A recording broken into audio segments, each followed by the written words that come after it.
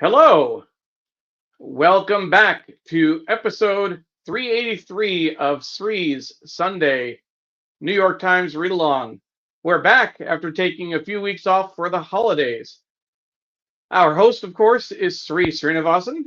My name is Neil Parekh. I am the executive producer. We are live on Facebook, Twitter, LinkedIn, YouTube, Instagram, and our Digimentors website. Please like, comment, share, retweet, do all of the things that you do to share this show with folks. We're great. So glad to be back. Want to do a special shout out to everyone watching the replay because you're usually getting these first opening comments. Thank you for taking the time to come back and watch the show when it's more convenient to you. We have a lot of content to cover today. We had planned, there was enough with the shooting in Minnesota by that ICE officer, last week's attack and kidnapping of Nicolas Maduro, and the 2-hour interview that President Trump gave to the New York Times. Well, just last night, we saw that the New York Times published their 8-page report on Ukraine, the separation, America's partnership with Ukraine unravels. We have the PDF on our website, so you can go there and download that. We'll also take a look at the report later today in the show. Our sponsors, of course, are Muck and Graphic History Company. Thank you so much. We appreciate all of the support. The show is produced by Digimentors, the consulting firm that Sree set up with his good friend Andrew Lee. I'm proud to be a vice president of events and communications. And we want to make sure that you know, as far as the Graphic History Company is concerned, you can sign up for updates at graphichistorycompany.com. They will be releasing volume 2 of the graphic history of hip hop this year. We have so many people watching. We'll say a few quick hellos. Ted Coltman is watching from Washington, D.C. on YouTube. Ted, thank you for joining us. Doug Levy is wishing us a good morning from near San Francisco, 5:30 a.m. Pacific time for this longtime radio hand. Is not an issue at all. Patricia Freudenberg, grace and greetings from New York. Deborah Kerr is back. She was traveling, I know, but she's back and saying hello from Fort Lauderdale. Jonathan Borstein is watching from the East Village. Thank you, Jonathan. Paula Tiger, long-term producer of the show, watching from Tallahassee. Pravner Haldapur saying good morning from Silver Spring. And we have someone else watching on YouTube, Charisse. Charisse, thank you for joining us on YouTube. If you're a longtime viewer and first-time commenter, please let us know. But it's great that you found us, and great that you joined the show. Of course, we are online live almost every Sunday at 8:30 a.m. Eastern Time, except for holidays and such. Let's bring on our host, Sree Srinivasan. Sree, good to see you. It's been a while. Oh, great to see you, and Happy New Year, Neil. We have officially gone past the day in which Larry David allows us to wish people Happy New Year. He says January 7th is the cutoff for Happy New Year. So I'd like to hear from our audience. Do you agree with Larry David that you shouldn't be doing Happy New Year after January 11th? What is your point of view on this, Neil? Happy New Year, Sree. Okay, so you're not a Larry David enthusiast on this topic, at least. I don't know about others. Folks, let's hear what you think. We have a great show for you. We have so much going on. If you're coming to us in the new year after having not seen us for a while, we've revamped the show, and we have made it a 1-hour show instead of 90 minutes. We will have guests occasionally, and we are also available as a podcast. Many of you have been asking for the last 10 years, over the last 10 years, have been asking for this, and now we're able to bring this to you. We are live, not live, but we are available as an audio podcast on Spotify. Just look for Sree Sunday New York Times Read Along, as well as on Apple podcast. So we're on both of the biggest platforms now, and we would love for you to rate us and share us there as well. And every time you comment there, we benefit, as well as obviously all your comments here too. Tell us how your Sunday is going. Tell us where you're watching from in the world. We have so many folks who are joining us, and we love doing the show for you. What we do is we read the times, and then we talk about what's going on, and we read your comments on the air, something that you can't really do if you're watching CNN or any other television show, because we can make it really interactive. And we want to hear from you. We also want to tell you that I've just finished sending out my latest newsletter. It's called A Country Adrift, and it's about the US caused chaos inside the US government caused chaos inside the US and outside. And we'll cover obviously a lot of that as well. Our podcasts, on this, the webcast you do here with the read along, as well as the newsletter, have always been free and available to everybody. But we have turned on our paywall option for the newsletter, Neil, as you know. And we did that because so many of you had pledged to support us if we turn that paywall option on. The core newsletter, which Neil will show you, is at sreenet.substack.com, will remain free and available to everyone, but the bonus content will be for paid folks who have the paid subscription. So we are hoping that you will join us and consider paying for a subscription there. And Neil can also show you our bonus that we did on Substack Live with David Shedd, who is former director of the Defense Intelligence Agency and a former CIA and Foreign Service officer. And on Wednesday, we interviewed him. We have that bonus content available for free right now on sreenet.substack.com. We hope you will take a look and, of course, continue to support us. Thank you. And let's get to the newspaper and what we're Sure. talking about. I do want to say, Neil, go ahead. Yeah, I was just going to say one clarification about our putting the episodes on podcast on Spotify and Apple Play. The interesting thing is on Spotify, you actually have the option to watch the video or listen to the audio on Spotify. You can switch back and forth as you wish. So just wanted to make sure people knew that. Oh, absolutely. I knew that's a feature available, but I didn't think our podcast qualified yet. So that's a Eh, good sign. So thank you for Yeah, every rating, every view, every download helps us with that. And also, if you figure that we both have a face for radio, then you just switch to the audio track and you can do that. So here's today's paper, and I want to explain this.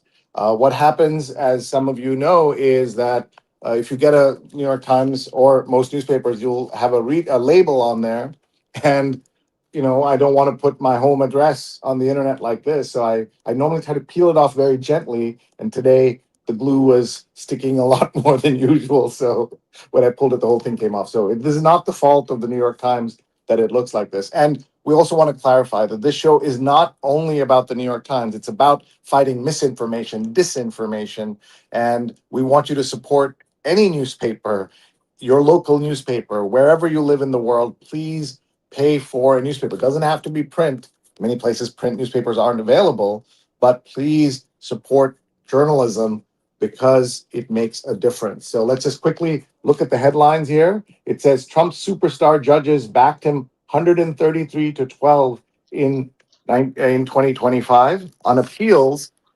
jurists appointed by president lean towards defending his agenda. That's not leaning towards his agenda, as you can see there. We also this story is the lead, but what Neil was talking about is the special 8-page story, The Separation. And Neil, if you can just tell us again how everybody here can get the PDF for free, which is not available on the internet, but is available through us. Talk about that. absolutely. So we shared earlier in the intro the Ukraine special report, The Separation, America's Partnership with Ukraine Unravels, is available on our website as a PDF for a free download. We can offer this to you through our special relationship with the New York Times. Hat tip to our good friend Tom Jolly, the print editor, who has been on the show 3 times so far, and Wayne Camadoy, who is the art director.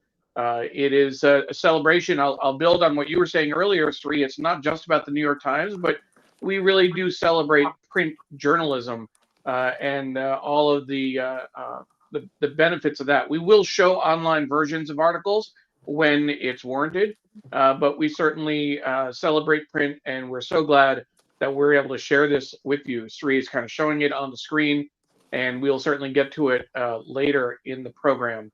I will Yeah. also download, put the link in the comments for people who are watching. When we have lots of people watching, and Ted says Happy New Year is good anytime until it is really happy. So that's nice. Mary C. Curtis, longtime friend and guest on the show and collaborator, says my pet peeve is folks who take the tree and decorations down before the feast of the Epiphany.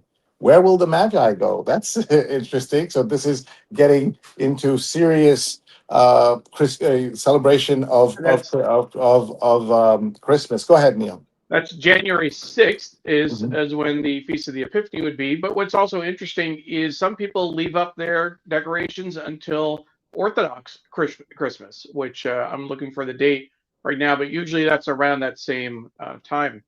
So Uh, Larry David's for not too wrong. He says January 7th for. January Uh, 7th he says that is is the. that's Yeah, Orthodox Christmas. yeah. One note, Sri, just while we're chatting, you were talking about the front page earlier. Mhm. If you put that up, hold that up again, just the front page, and open it up, there are actually only 4 stories on the front page today. Um, Depending on the edition you got, I Oh see yeah, 5, I right? five. Yeah, So five. Yeah. the updated version that Mhm. came out this morning Mhm. actually replaces the story about Venezuela that's there Mhm. with the story about the ice shooting in Minnesota, Mhm. and they knocked something else off as well. So there are only 4 in the final edition, Mhm. which Tom Jolly told me is actually it used to be a rule that they would always have 5 stories, but this week is only 4 in the final edition. Wow. And this is, of Just a course, tidbit. The New York City edition that arrives Early, here on our desk. I mean, outside our door at about 4:30 in the morning. A yeah. shout out to all the amazing folks who bring the newspaper to you, not just at the New York Times or at the printing plants, but the delivery men and women who brave the cold winters to be able to do that. We encourage, obviously, comments coming in like this from our friend Chris Gorman at the Museum of the City of New York. There's some amazing exhibitions coming up. And Chris, we want to talk to you about making sure all our audiences know about what you're doing. But we also then get folks who can comment on anything they like. And we're going to remove this comment, but I do want to show it to you that there is no level of hate or trolling that you won't find on the internet that doesn't appear here as well. Here is at Bible Thumper saying, living with whites is not a human right. By God, we'll have our home again. This is part of the white Christian nationalist agenda to attack folks of color and others. And so this could be because we're both men of color. It could be because we're both Indian American. It is very disturbing to see, but I'm showing it to all of you because I want you to know that you keep hearing about kind of anti-Indian hate and all of this stuff, but you can see it here as well. So Bible Thumper, you're going to hell, I'm sorry to tell you, and I'm sending you to internet hell right now by taking you off and blocking you. But this is totally unacceptable and unfortunate that this is there. Thank you for saying that, Sri. It took me a while, frankly, when I saw the comment, just to wrap my head around it. Living with whites is not a huge. It didn't even occur to me that that was something someone would say. I'm still trying to figure that out. But Yeah, it should have come with a trigger warning. But right, well, a trigger warning and an essay explaining what they're actually talking about. exactly. But imagine taking the Bible or any book, any of the good books, any of the holy books, and then using it to justify hate is absolutely unacceptable. Susan, I pay for the local paper right now. Honestly, I dumped the New York Times when I realized that all they do is create false equivalency for Trump and his cronies. So let's address that, Neil, as well. Thank you, Susan. Sure. Very serious comment from you. We've had guests on the show criticize the New York Times with us, including our friend Raj Goyal, who is running for New York State Comptroller. We should have him back at some point to talk about his campaign. But he and others have pointed out how often the New York Times, especially on the opinion pages, has written things or appears to be kind of saying, that false equivalency, or, on the one hand, on the other hand, the most famous example, of course, is that Tom Cotton essay during the pandemic, when Yeah. during the riots, he basically called for federal agents to come out and take away the protesters. By the way, that's now happening in our cities in its own way. So what he called for is already happening. But the point here is, we do this because we believe the New York Times. If we believe that everything it did was terrible, everything it did was wrong and unfair, we would not be doing the read along. We'd call it the news read along, and we'd read other things, and we just kind of make it less. We make it more generic, Neil. But we are doing it this way because we believe that the Times, most of the journalists, I mean, all the journalists there are trying to cover a confusing, fast changing world.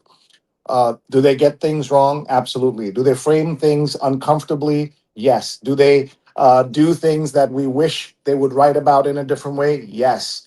But I believe that the New York Times, at its heart, is doing the right thing most of the time. And that I couldn't say that necessarily for almost anything, right? That where things are, nobody gets everything right all the time. Uh, but we want you, if you don't pay for the Times, that's absolutely fine. This is not a show praising the Times. It's about critiquing and reading the Times. And so we are comfortable still doing the show, even though we have been called out multiple times asking, why do we do the show? Why are we, in a sense, platforming the New York Times? The hilarity of that question, of course, is that the New York Times doesn't need us in any way. They're doing fine, and they're doing great financially. So we're not platforming the New York Times. We are examining, looking at, critiquing, evaluating the news through the lens of the New York Times. And when there is criticism, we put it on the air, we address it, and we often agree with the criticism. Neil, your thoughts? I couldn't agree with you more, Sree. I think that I think people should understand the depth of our relationship with the New York Times, not necessarily as an institution or as a company, but as a journalistic enterprise. On the one hand, it's something that you and I both grew up with, and I've shared multiple times that I grew up reading the New York Times, being from New York, getting that blue bag on our driveway every day. My dad was an avid reader, everyone in my family, and my dad, in fact, he passed away 16 years ago. One of his last wishes was to have a Sunday New York Times in his casket when he was cremated. On the other end of that, we also are very fierce about our feelings about the New York Times. Even just in the last, not the last show, but the show before that, I talked about the special report that the New York Times did on India and the CIA leaving a nuclear device on top of in the Himalayas, and contrasted that with what I remember seeing growing up, years and years of Orientalist coverage of India, where the only articles you would find were of women washing their clothes on the by the rocks and monkeys in temples and all sorts of ways in which India was othered and people were made to feel bad about themselves. And I did say that I wonder about coverage of other cultures. I try to have a better appreciation now when I see an article about Japan or a country in Africa, etc. Is that is that a true representation, or is that a selective look at a culture? There has been a lot to criticize the New York Times about over the last several years. At the same time, I think it is still the paper of record. It is the number one newspaper in the United States, and potentially, you can argue the world. It is the standard that everyone measures itself against from a, I would say, news perspective. Argue with the editorial side all you want, and there's a lot to argue about what they do with their editorial, not their in-house editorials, but their columns and columnists, and trying to broaden their voices.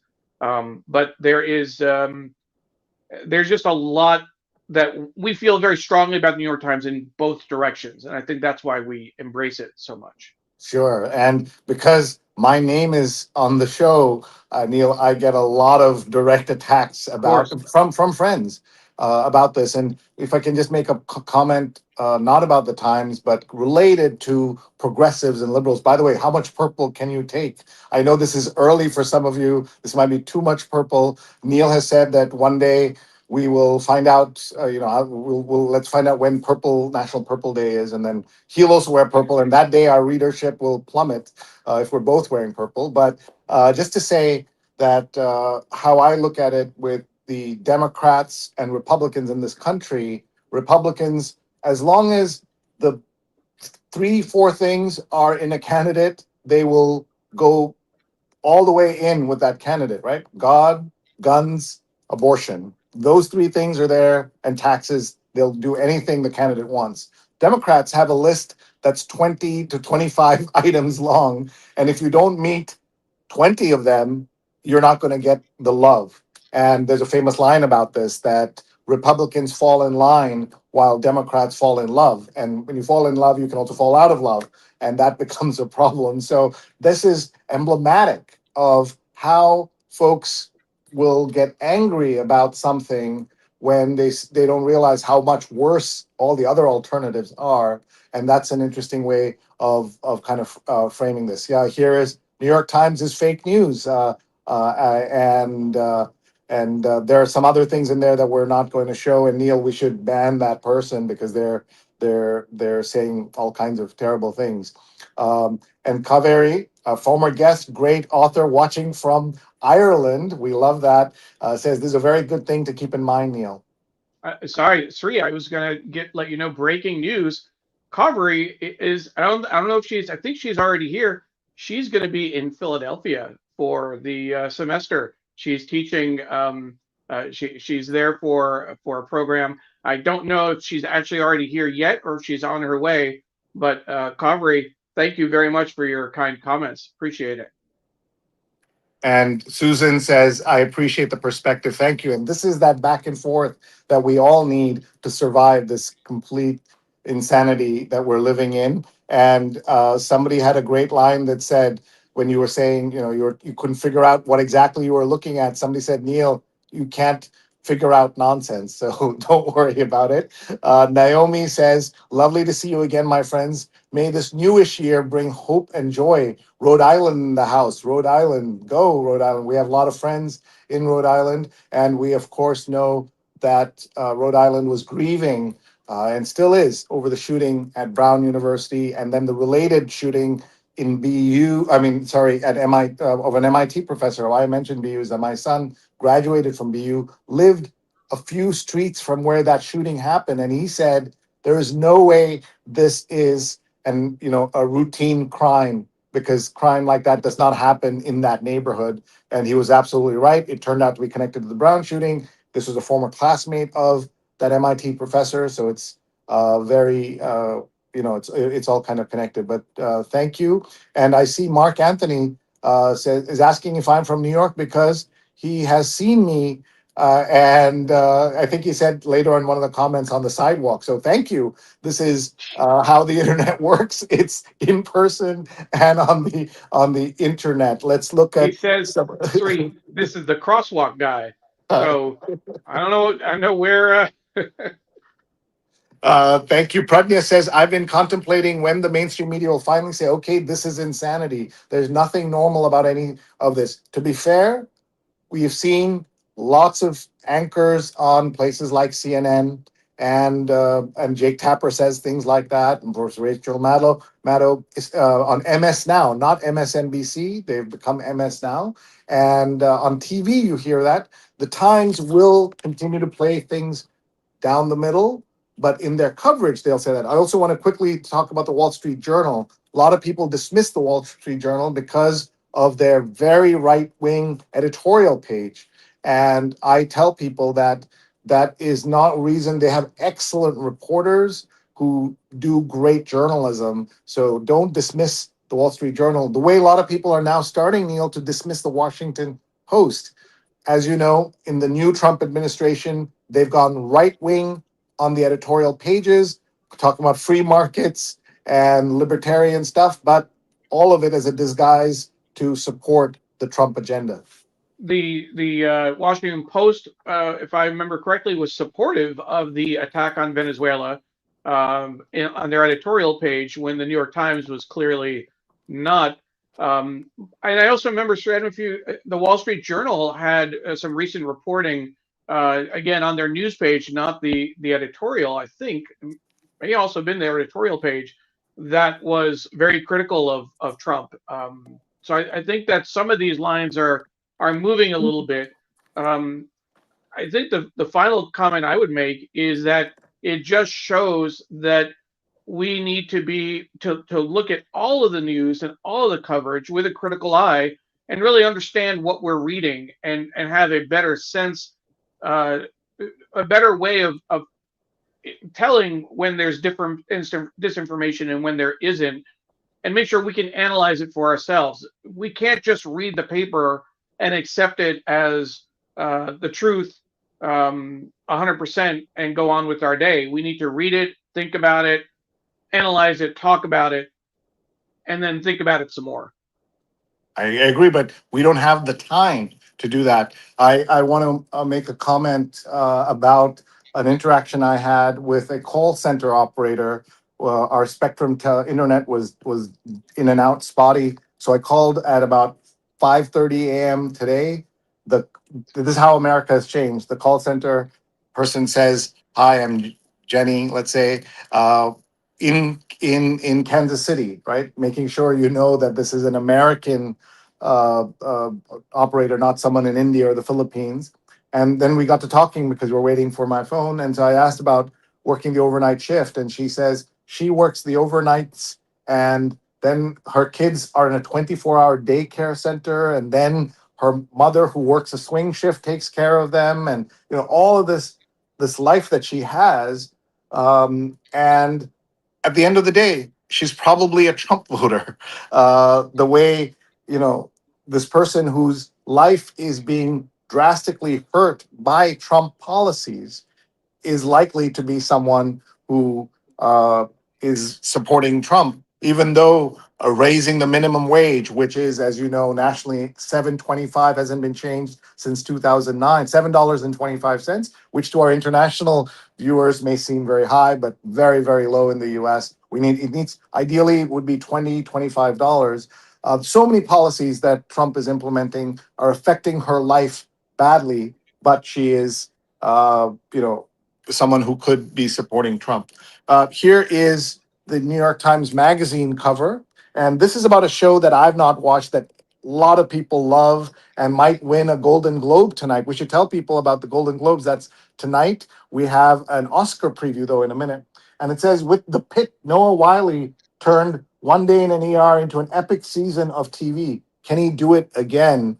And I am not a pit watcher, though I don't mind medical shows. I never got into ER, and the young George Clooney, who many people here will remember and might be swooning at the thought of young George Clooney. But this is a show that Neil gave a thumbs up to. So tell us about the show. It's a great show. It last year was the first season. It covers each episode is 1 hour in the ER at a hospital in Pittsburgh, and yeah, some people have talked about it, referred to it as a reboot of ER. It's just fast paced. The dialogue is good. It does get a little bit uh, gory for my taste in terms of what you see in terms of surgery fields, etc. But it's just there's some just great character development, and it does. I want to make sure it doesn't get into the ER Grey's Anatomy type of every disaster possible visits this one hospital. But so far so good. And the pit, I presume, is it's in Pittsburgh. Yeah. And also, what about the Grey's Anatomy? Famously, all the doctors and nurses and everyone was sleeping with each other. And is that part of the We're storyline? we're not seeing that in the pit. Okay. There's an old show which will most almost no one here has heard of, called Saint Saint Elsewhere, Elsewhere. which was the first, I believe, of the really gritty hospital dramas. And it's available, I think, on Prime or one of these shows. One of these channels has the back catalog, and you can see where a lot of these shows have descended from Saint Elsewhere. And I think it's a hospital called Saint Elgius or some name like that, and they used to call it Saint Elsewhere because the poor were being served there. Pradnya says that she likes the pit, and that the pit is excellent, and that Noah Wiley is aging like fine wine. Let's take a look. Is he? Yes, he is. I agree. What Uh, one comment, Sree, just this comment talk more about independent digital media streams and the use of investigative journalists like ProPublica. That's the future of trustworthy content. That comment comes from our good friend Walter Grayson on LinkedIn. Occasionally, LinkedIn doesn't show us the profile picture and name, but that's why I'm here to take a quick look and figure out who that is. And Um, thank you, Walter, for your great support of everything we do, and of course the Graphic History Company. We are truly appreciative. But he is right. There are so many good digital content providers, including ProPublica, which is at this point not just mainstream media. It is traditional media in the sense that it goes with serious journalism, real reporting, stats, facts, etc. Mary C. Curtis, I believe normalizing armed militia on U.S. streets is a precursor to actions at polling places in certain neighborhoods in certain states during the midterm intimidation. I hope you're wrong, but I fear you are right. We have so many comments coming in, folks. We want to show you as much as we can. Jonathan's always listening. National Purple Day is March 26th. So it probably isn't a Sunday, but we might threaten to wear that when we are together. As much as I appreciate Jeff Jarvis, I think he's a tad over intense and critical of the times. And Jeff is a great example of someone who is critical. And I'd like to book Jeff, or there are several other people who are very critical, and have them here so we can have that back and forth with them. Pradnya says, I actually like the Wall Street Journal coverage. This is a special weekend in Chicago. Across party lines is crucial to protect everyone's rights, especially against state violence. Historians are rallying to defend education everywhere. Thank you. I believe that's Walter as well. that's Thank Walter. you. Thank you for that. As a historian, you know what we are doing. Simon's pointing out that Joe Biden had a $25 million reward on Maduro. Absolutely true. I think he's referring to the fact that we were, so many people are angry about this, and this is a Trump problem. No, this is a U.S. versus another country. But the fact that we woke up last Saturday, Neil, to owning Venezuela, and every other president has had the somewhat decency to pretend it's about human rights, democracy, going back to Mossadegh and the terrible things America unleashed by the CIA removing Mossadegh in Iran and installing the Shah. They've at least pretended, Neil. And Trump is not pretending. The journalists keep saying, "Sir, is it about democracy? Is it about this?" It's about the oil. It's about the oil. I was up early Saturday morning when I saw the coverage. First that there were bombs going off, and then that we had captured Maduro, and I couldn't believe it. I will say, Sree, we took 2 weeks off for the holidays, but as Sunday morning was rolling around, I'm thinking, oh, if only we had a show this morning to talk about all this. It definitely was uh, an incredible news day. I do want to point out that the our good friend Sarah Barr, who was a guest on our show, did a great piece on the evolution of the front page of last Sunday's paper based on the evolving story in Venezuela. They had a plan for the front page and they had to scrap it. They had to scrap it like a noon, 5 o'clock, and 8 p.m. edition. So it's definitely worth taking a look at. No, thank you for that. That's great to know about that. And there's so much we want to cover. I want to thank Smithin who's watching and via LinkedIn.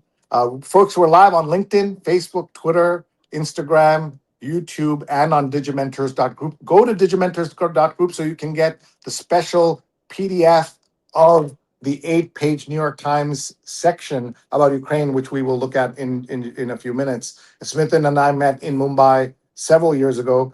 Neil, this is when it was about 3 weeks before lockdown, and the world was so different. And here is that printed special edition available as a PDF only here with us. Go to digimentors.group, look for the New York Times read along, look for this episode, click download, or follow Neil on Twitter. He's at Neil Parekh or at Sree, and you will see a link to it so you can download it, send it to your friends to understand the separation that has happened in between the partnership of the U.S. and Ukraine. So thank you for that.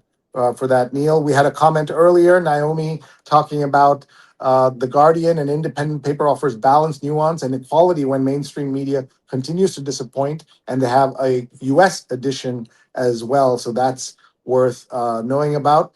Prajna says, I rely on the Guardian and BBC, although my progressive friends in the UK feel they're too right wing. Oh my God. Oh, the BBC.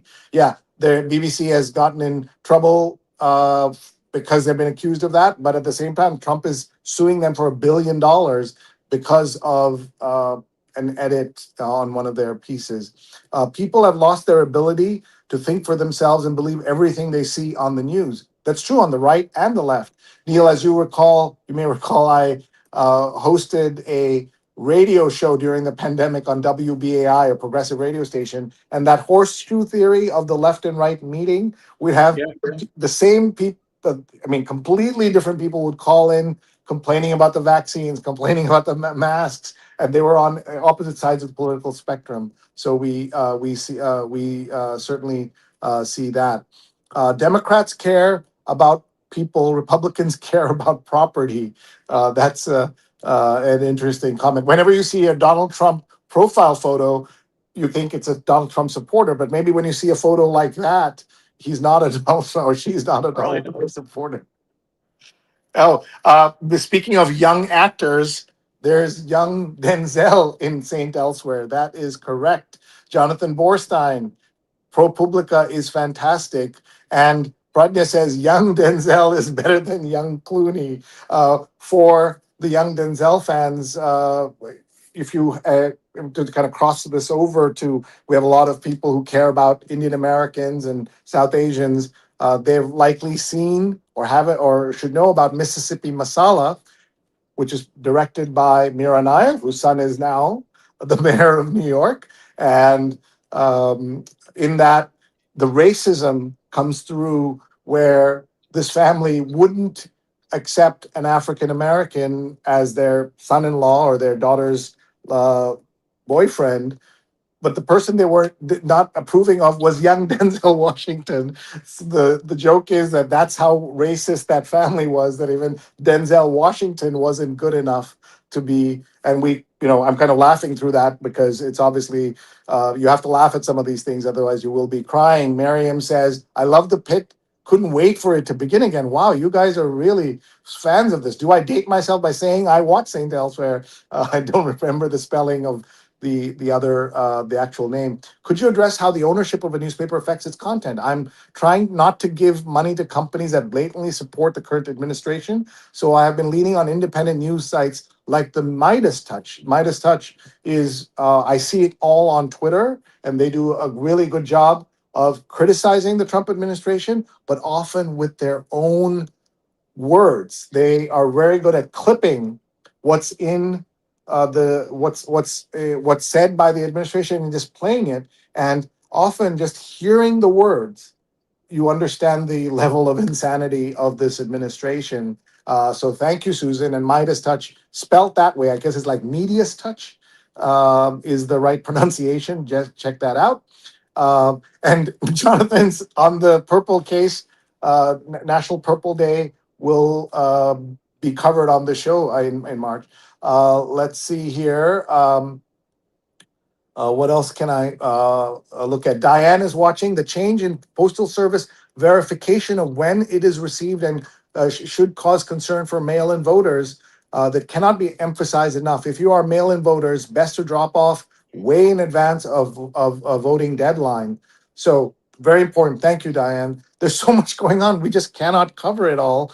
The U.S. Postal Service for years has accepted that if you drop it in the mailbox, it will count towards your vote.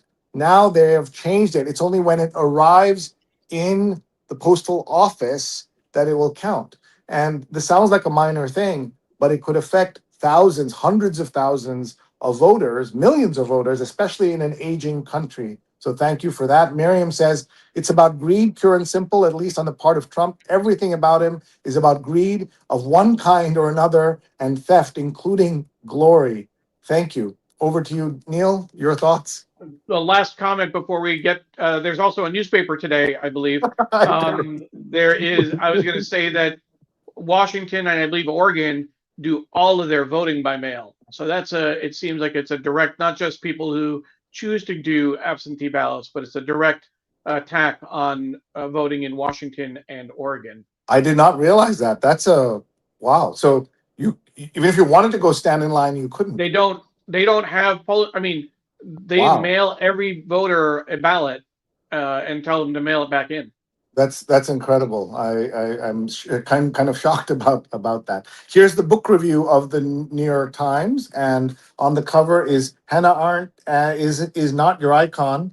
50 years after her death, the German-born political thinker has been enshrined as a prophet for our times. What did she actually say? So that's from my one of my former students, Jennifer Zalai, wrote that piece. So I look forward to seeing that. And we mentioned the Oscars. The Golden Globes are tonight, but the Oscars are in early Feb. I think Neil will tell us the date. And on the cover, it looks like a young or current Noah Wiley, but it's not. It's Wagner Moura, the lead of the Brazilian political thriller The Secret Agent, is reaching new career highs while sticking to his convictions. I like most movies. Most years I've seen almost no Oscar nominees, but usually I like to at least see one of them before Oscar night. So I have a few days. And the top 10 films of 2025 Golden Globe nominee on the back here is these are the different movies. I guess these are the five. I'm trying to tell what this is. Is this sorry? Is this F1? I is an ad for one movie, and it's for F1. Oh, there it is. It's so subtle that I didn't notice this was an ad for F1. I know my friends and relatives who love that movie. So if you haven't seen it, you can. So this is the Oscar preview of Arts and Leisure, and Metropolitan cover is 27 million fewer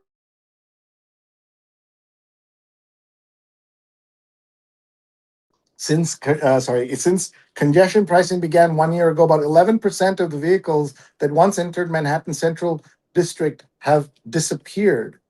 Wow, that is huge. Neil, are they considering?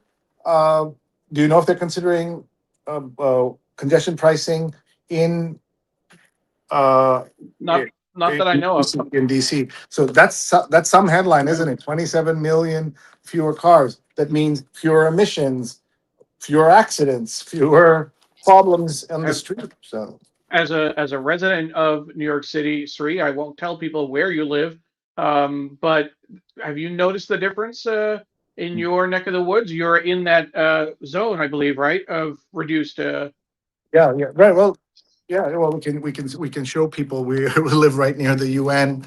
Let's see if I Turn can your show turn them your where that's. camera on. Oh, You have to sorry, turn this. turn my camera on. Sorry, that's uh, there you go. There's the UN. So Yeah, we have noticed that, and as you may know, I cycle everywhere. I don't use the subway as much because we're further away from the subway, and it's definitely better, but it's of course too many cars still. Let's see here. Don Pollard says Mark Peterson took the photos in the New York Times Magazine. He's done incredible documentation of our times. That's one great photographer, Don, who photographs for the Met, for the governor's office, for news, praising another photographer. So Don, please tell him that we talked about Mark on the show.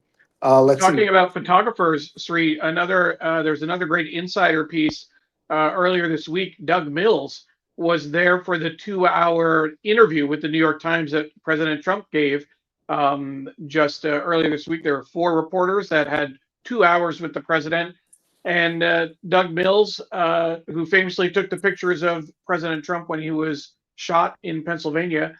Um, Expected to be kicked out of the room after the first few minutes. He was allowed to stay for 2 hours. He took 3,700 pictures that day, and there's a whole great article about how he approached that assignment, what he did when he got all of the shots that he needed to get. He started getting creative and taking pictures of President Trump through a water glass, etc. I'll share that article in the comments as well.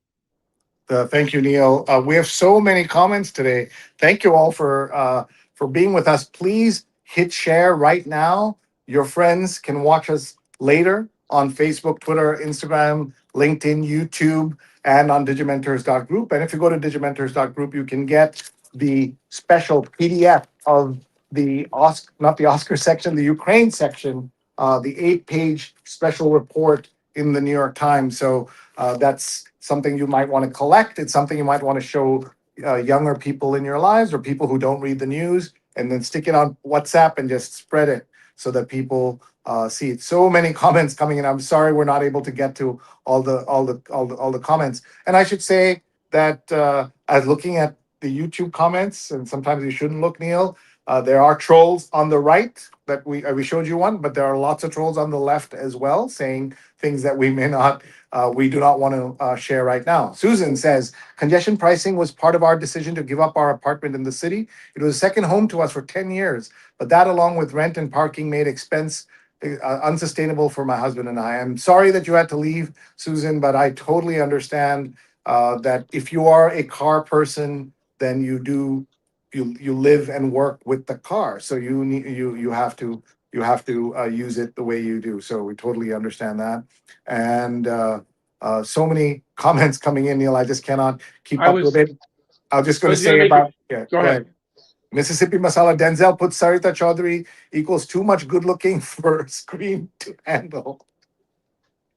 On the comment about YouTube, I just want to point out, because our good friend Ted is watching on YouTube, it's important to note that one of the changes we have to our production platform is that we're streaming both to YouTube in its traditional horizontal format and YouTube Shorts in the vertical format.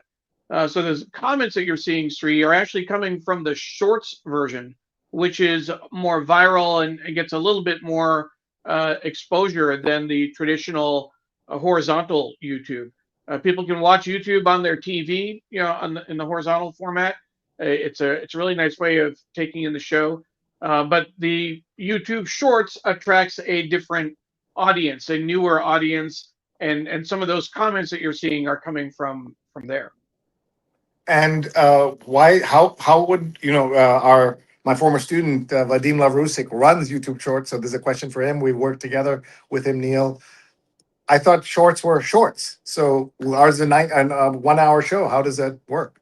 Yeah, I think that the definition and the understanding of video content is changing. It's, for example, Facebook now, when you do a live stream or upload any video, they call it a reel regardless of the provenance or the length. And I'm guessing that YouTube is doing something similar, where they're just calling any vertical video a short, even if it's not short. Got it. We have about 10 minutes left, and the Sunday business cover is the man who could be Apple's next CEO, John Turnus, a low profile but influential executive, could replace the company's longtime chief executive, Tim Cook, if he steps aside. I wonder if being called out like this helps his case or hurts his case, because now everyone knows who to go after and to target. And I will say about Tim Cook, that's an executive I have long admired. Again, did not know him before the last days of Steve Jobs. He was low key but influential, and he has to kowtow to no one in the world, and he has turned into a full blown sycophant of Donald Trump. This is the one of the most powerful people in the world has decided that he has to go into the White House, give gold plated gifts or solid gold gifts, God knows. And it's just kind of sad, but an important story of what happens at Apple affects so much of the world. Let's see the Sunday Styles cover. Ooh, look at that.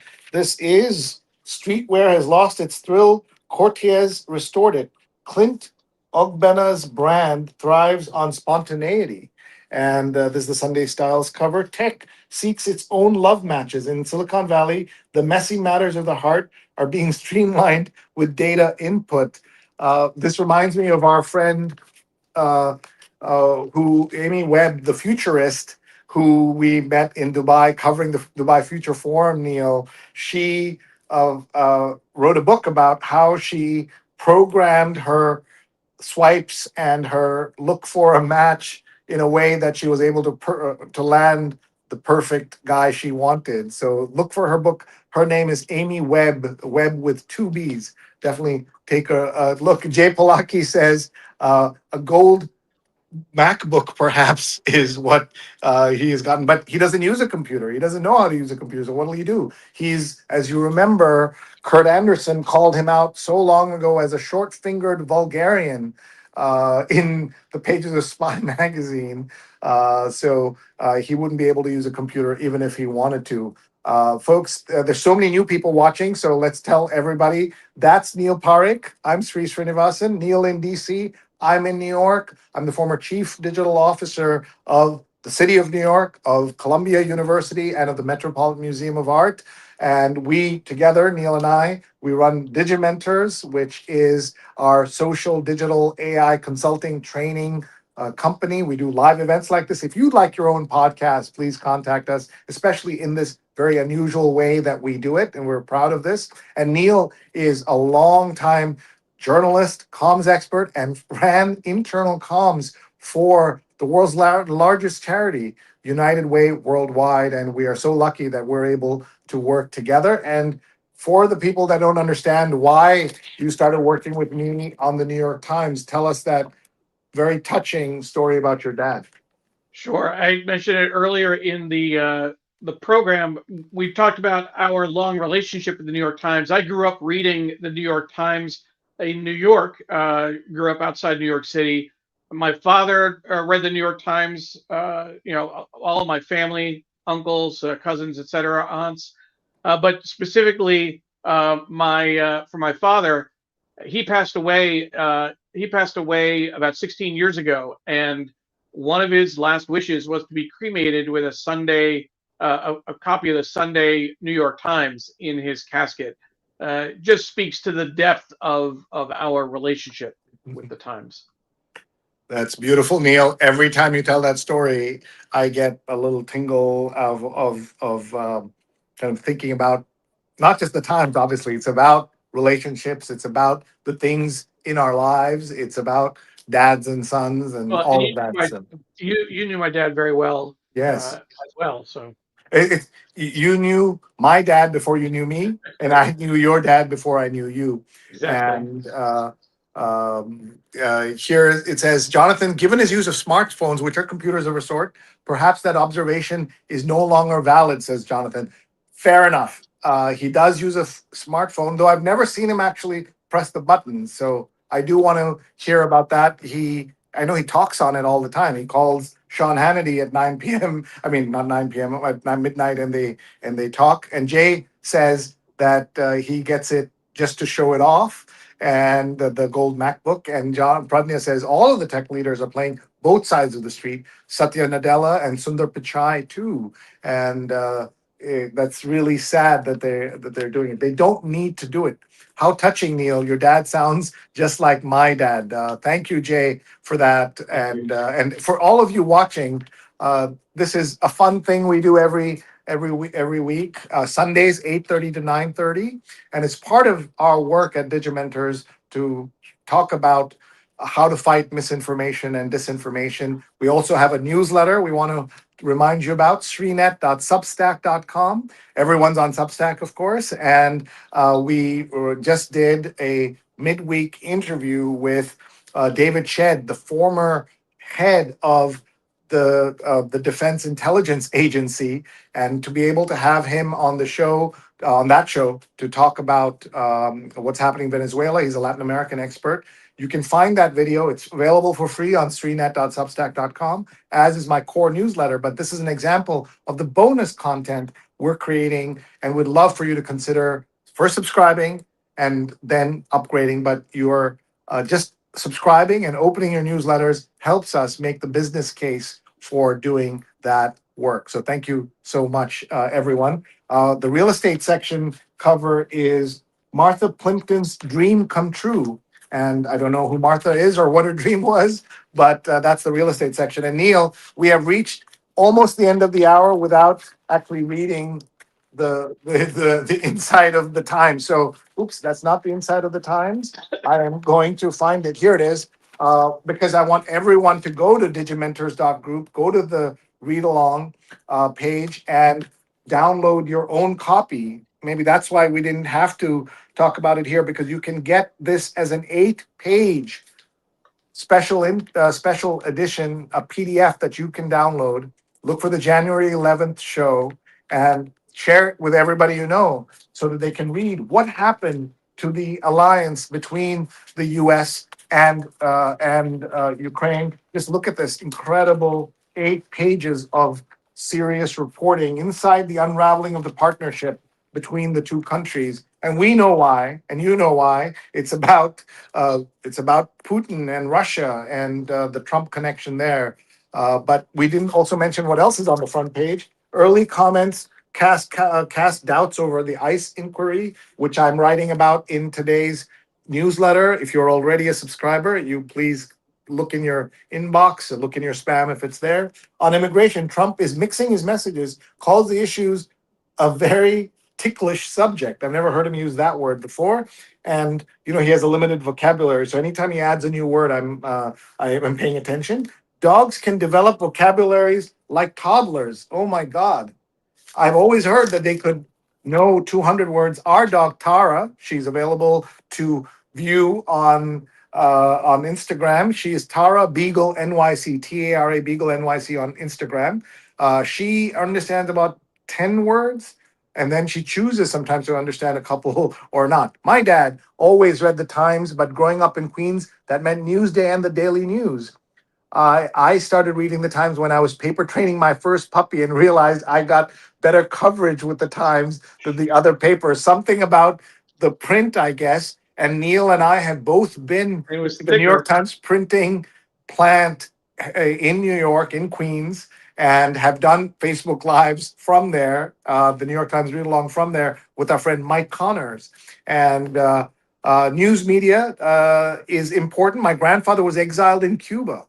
To Cuba. He started a rebel newspaper and was able to liberate his country from a dictator by informing the public. David, that's incredible. Thank you for sharing that, and how proud you must be of your grandfather. If you have more on that, please drop a note to Neil at digimentors.group or Sree at digimentors.group. We'd love to hear from you. And I was just going to say, not all of the comments from YouTube Shorts are of the kind we were seeing earlier that were a little questionable and off the wall. David, thank you so much for finding us. If you haven't seen the show before, we are live almost every Sunday at 8:30 a.m. Eastern Time, looking at the print edition of the Sunday New York Times. We take off for the holidays, so this is our first show for 2026. But hopefully you'll be able to join us next week. And for And everyone who is, go ahead. No, and I want everyone to subscribe to Neil's email update where you'll know what topics we're covering, what guests we have, what plans we have. You'll get the PDF in a link so you can get it right away. So definitely get that, Neil. Go ahead. And that's actually exactly I was going to say, Sree, that you can send an email to neil@digimentors.group, and I'd be happy to add you to our mailing list so you get informed about upcoming shows. We'll also be doing a special email this week, Sree, with the Ukraine PDF. We don't always do an email on Sunday after the show, but I think it's warranted this week. Naomi says New York Newsday was a valiant attempt to break into the New York metro scene. It lasted 10 years, which is different from, I mean, it was the New York City edition of Newsday. Newsday is the paper for Long Island, which is basically its own, city, metro area, country, depending on what you think of Long Island. And David tells us that his grandmother was the last living Taína queen. I feel advocacy for the general public is an unavoidable certainty for me. That's so beautiful. Thank you for telling us. I do.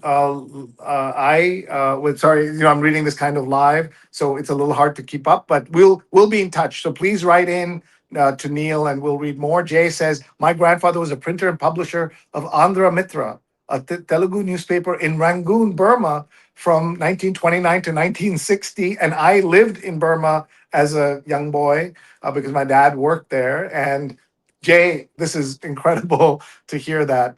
And Neil is still recovering from, or he started recovering from that. So, Well, my mom was born in Burma, actually, oh, and was in that earlier period. Jay, that's incredible. We definitely want to hear more about that later. It sounds great. but our time has come to an end, folks. Please follow us on our socials. Please check out digimentors.group. Please check out the Substack at sreenet.substack.com. Please email Neil at digimentors.group with feedback, with ideas, with topics. We don't do guests every show, but we occasionally do guests, and we would love to get your nominations and to hear any thoughts you have. So all three of us, Jay, Neil, and I have a Burma connection, which is amazing. And if you knew Burma before you knew Myanmar, it'll always be Burma to us. Thank you very much, everybody. We'll see you next Sunday. We should also just remind people that in case you joined us late, you will be able to watch the show from the beginning on most of the channels you're watching on Facebook, on Twitter, on LinkedIn, on YouTube, and our Digimentors website. So if you want to go back and catch earlier parts of the show, just like 2 minutes, less than a minute after we're off the air, you'll be able to find the full episode. I want to end by sharing a couple of these comments. Thank you, Neil. Another really good show. Thank you, Ken. Please share this with your friends. Great and lively show. And let's end on this note from the great Mary C. Curtis. My three eldest siblings, I'm the youngest of five, were civil rights activists. One brother was arrested twice in sit-ins. Not sure Americans realize the sacrifices and how recent that was and how we are experiencing that here. Neil, there was also a comment earlier about the Iran protests, and we didn't get into the paper, so I presume there's coverage inside the paper of Iran about the Iran crisis, and we'll make sure we mention that next Sunday as well. Thank you, everybody. Have a great part of your Sunday and a good week ahead, and pay attention to what's happening around you wherever you live in the world. Thanks, everybody. Bye-bye. Bye-bye.